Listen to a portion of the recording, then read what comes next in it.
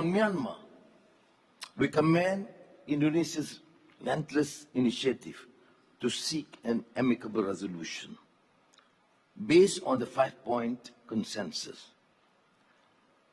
But the intransigence of the military junta seems to be the major block to frustrate these efforts.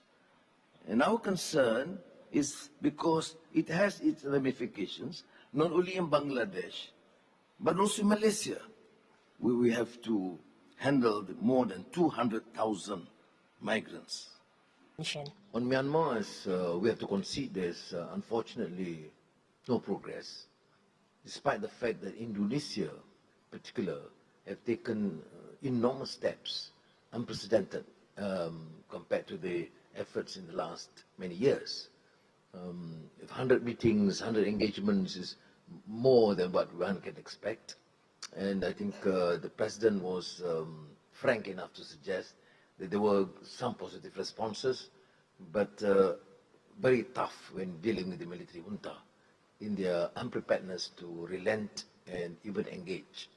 So I think whilst reaffirming our position vis-à-vis the 5-point consensus, we will just state our stand. At the same time, in the last meeting, Labuan Bajo, we did give an indication that countries on their own can continue to engage as long as they subscribe fully to the 5-point consensus.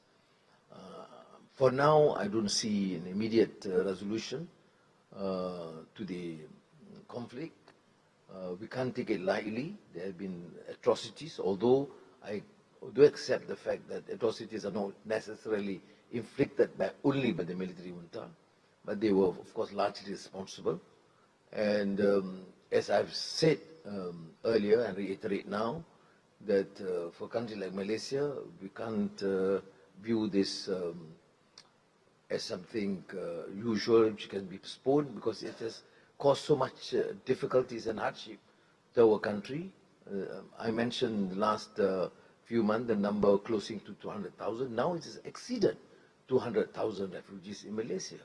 And yes, is dealing with a country that refused to engage, they refused to accept these people back, and they do and continue to raise with impunity. I can understand if they are violent elements, but many of them are just innocent victims.